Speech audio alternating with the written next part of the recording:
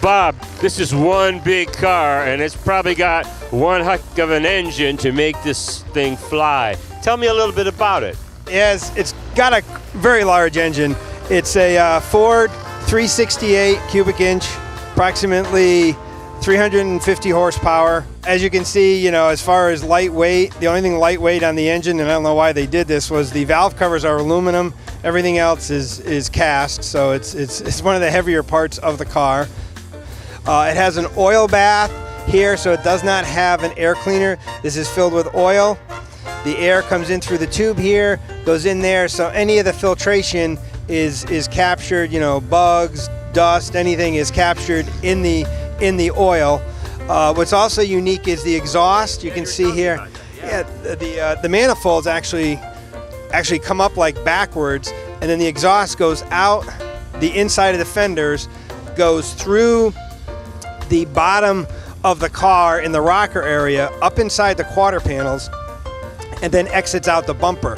So yeah, what it does is it really gets, it makes like a heating compartment all on the inside of the car. So if you were to drive this year round, it's really getting rid of snow and ice and things like that. The other reason they had to do this is because the floor of the car steps down so far inside the frame, it would have been hard to try to run the exhaust underneath the car, so they ran it to the sides of the car.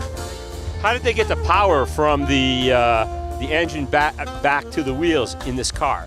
Okay, they have, there's an automatic transmission, but then being that the passenger compartment sits so low inside the frame, it has, the drive shaft is actually in two pieces, because if the drive shaft went straight off the transmission, it would have probably gone through the base of the back seat.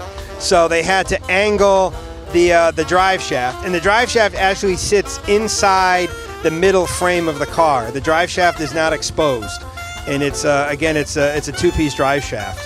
The horsepower in this car, what I've been told and what I've read, is this one here is approximately 350 horsepower, which is an awful lot because it's really, it's not far from the size of the cubic inch block.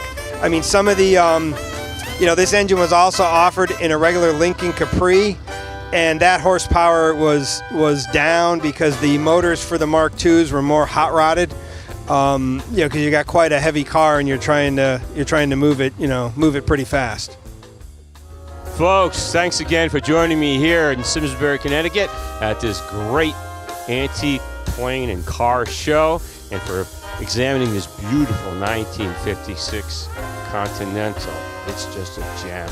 Just to let you know, I'm planning on heading right back into the studio to lay down some new tracks. If you check out that link below, it can tell you how you can help me make that happen. Basically, anything you can do to help would be certainly appreciated. Until then, catch you real soon. Ciao.